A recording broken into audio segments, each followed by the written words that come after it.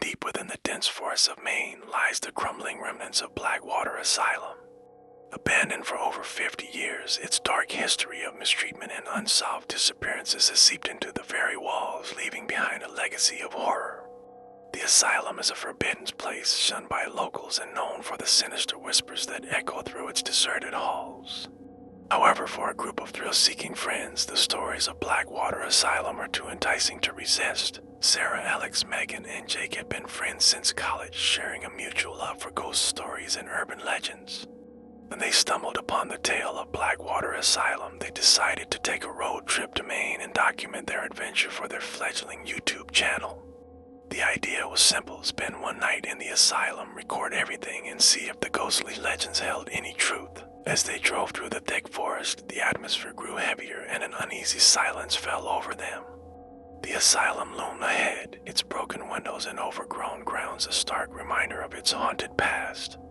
They parked the car and gathered their equipment, excitement mixed with apprehension as they prepared to enter. The friends stepped through the decaying entrance, their flashlights cutting through the thick darkness. The air inside was cold and damp, and the walls were covered in peeling paint and strange symbols.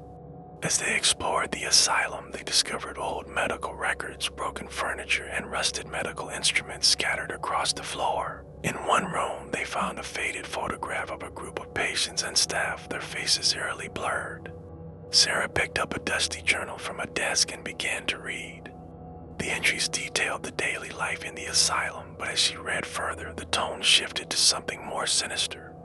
The writer spoke of strange experiments, patients disappearing, and a malevolent presence that haunted the halls. As night fell, the group set up their cameras and settled in the main hall where they could keep an eye on the exits.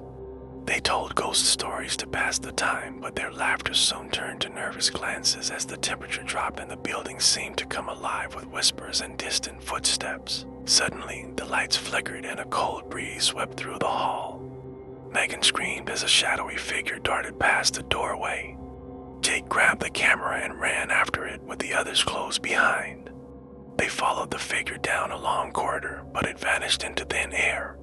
Out of breath and terrified, they decided to stick together for the rest of the night. As they wandered deeper into the asylum, they stumbled upon a hidden staircase leading to the basement. The air grew colder with each step, and a sense of dread settled over them. At the bottom, they found a heavy iron door with strange symbols carved into it.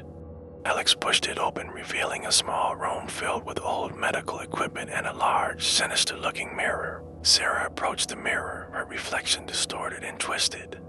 She felt a strange pull and reached out to touch it. The moment her fingers brushed the surface, a loud scream echoed through the room and the mirror shattered, revealing a hidden passageway behind it. The friends hesitated, but curiosity got the better of them and they stepped into the passageway. Passage led to a large underground chamber where they found old restraints and strange symbols covering the walls. The air was thick with the scent of decay, and they felt an overwhelming sense of being watched. As they explored the chamber, the whispers grew louder and ghostly figures began to materialize around them.